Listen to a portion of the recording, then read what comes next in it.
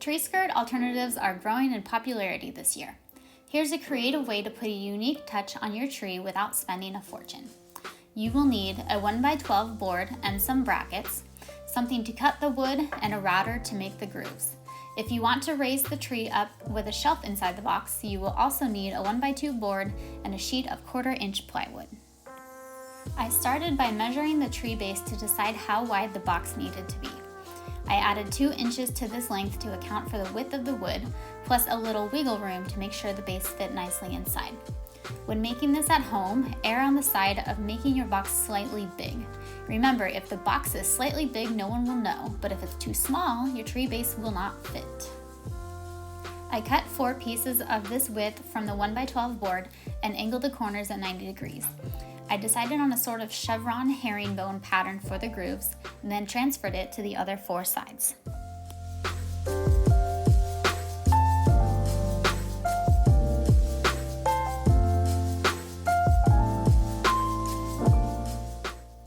To make sure I ended up with a smooth and straight pattern, I made a jig to run the router through. If you have scrap wood lying around, I highly recommend this step. It only takes a few minutes to make the jig, and the result is a perfectly straight line every time. Simply clamp the jig to the board right on top of your pattern and run the router through.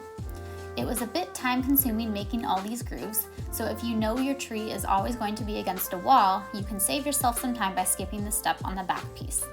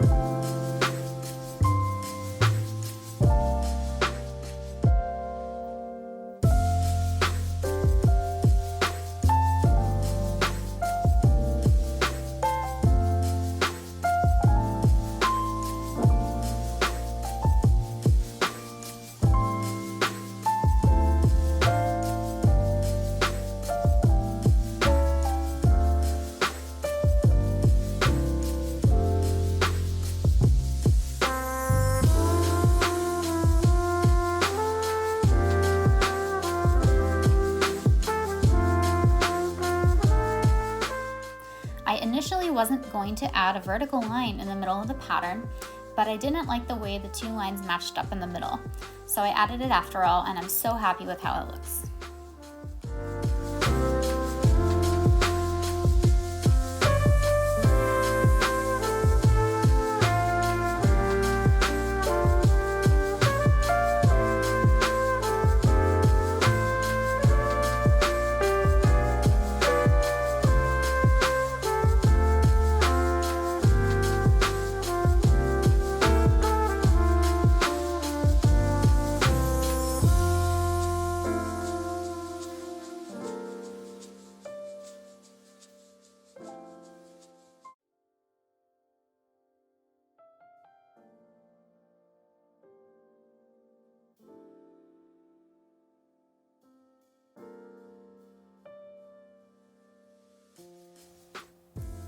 While I waited for the battery to charge on the router, I sanded the finished pieces using a sanding block in the grooves and 150 and 200 grit sandpaper on the surface. I cut 4 pieces from the 1x2 board just shorter than the inside width and marked where to assemble them for the shelf. I then cut a large piece from a 1/4 inch sheet of plywood to fit inside and hold the base of the tree.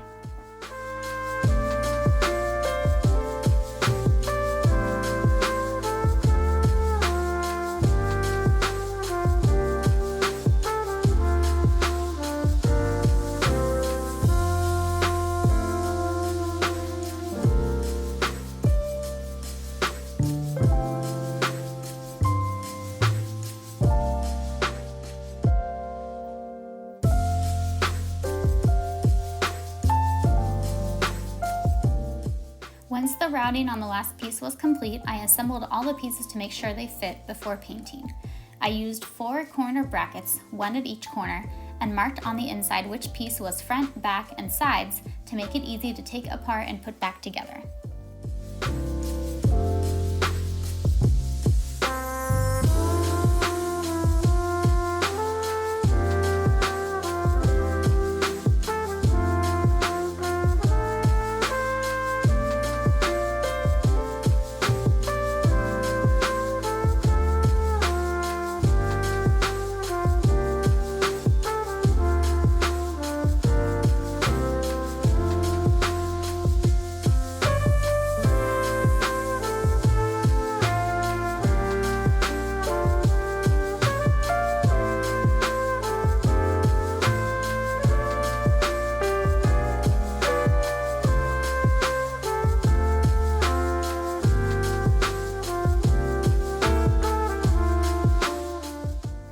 Here's what the inside of the box looked like before painting.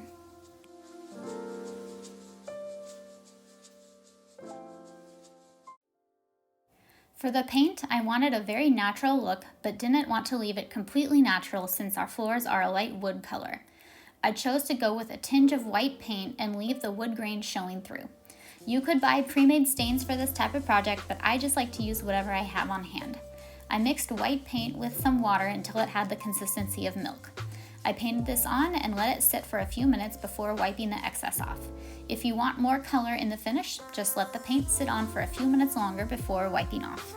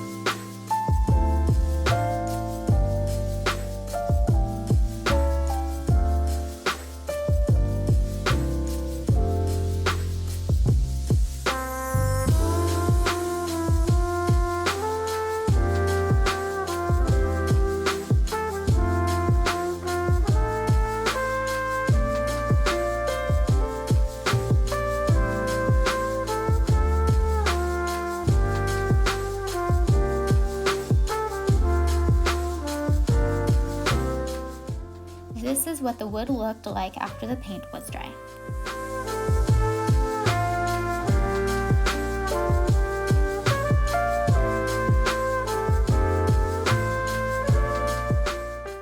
The next morning, I used furniture wax to put a finish on all pieces to ensure they last. You could also seal this with polyacrylic or polyurethane or whatever finish you already have on hand.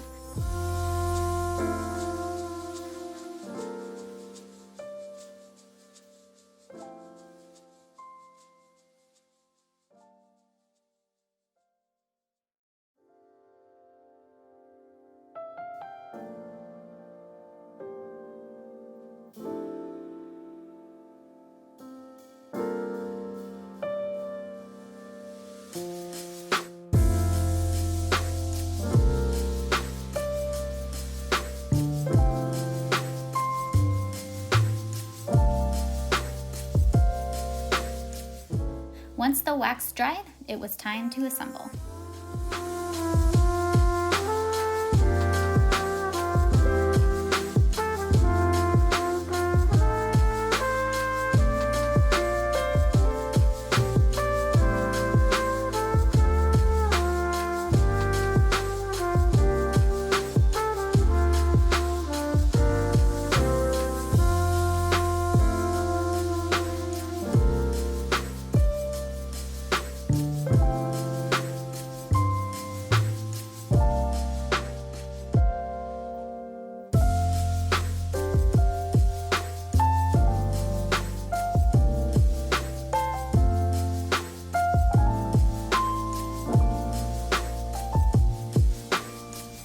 The finished box looks like on the hardwood. Don't worry about any paint drippings or anything you have on the inside. The tree will hide everything.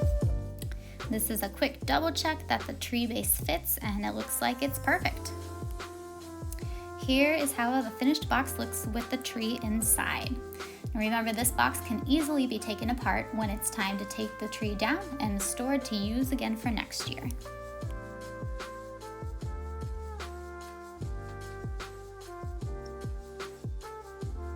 Thanks for watching. Share in the comments below if you've come up with a fun tree box design or are going to create one this year. Happy holidays!